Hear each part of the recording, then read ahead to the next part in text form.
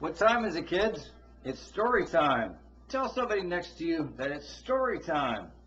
Grandpa Mark is going to read you a story called Where the Wild Things Are.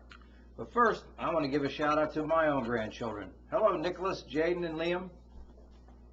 Let's dig in, shall we? There's a couple of wild things right there. The night Max wore his wolf suit and made mischief of one kind and another. Look, he's chasing a dog with a fork. Oh my.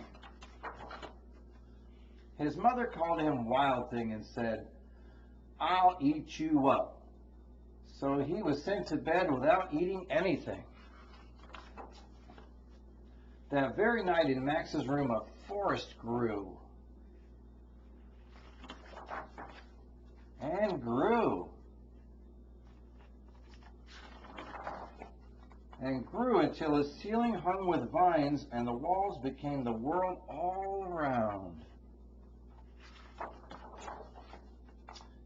And an ocean tumbled by with a private boat for Max, and he sailed off through night and day. And in and out of weeks and almost over a year to where the wild things are. And when he came to the place where the wild things are, they roared their terrible roars and gnashed their terrible teeth and rolled their terrible eyes and showed their terrible claws.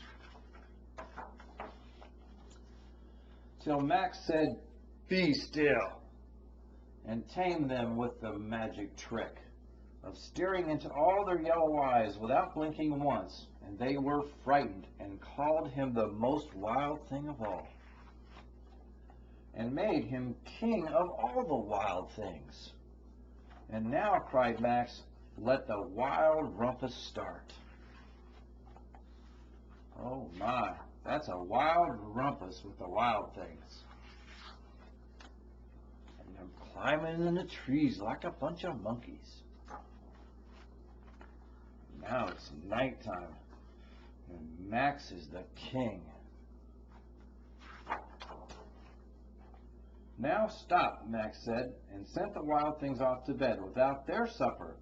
And Max, the king of all wild things, was lonely and wanted to be where someone loved him best of all. Then all around, from far away across the world, he smelled good things to eat. So he gave up being king of where the wild things are. But the wild things cried, "Oh, please don't go. We'll eat you up. We love you so." And Max said no.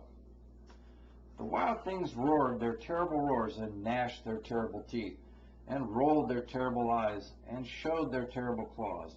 But Max stepped into his private boat and waved goodbye and sailed back over a year and in and out of weeks and through a day and into the night of his very own room where he found his supper waiting for him. Oh yes, and it was still hot.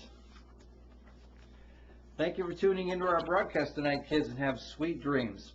Give us a like on Facebook and share with your friends. This is Grandpa Mark signing off. Good night.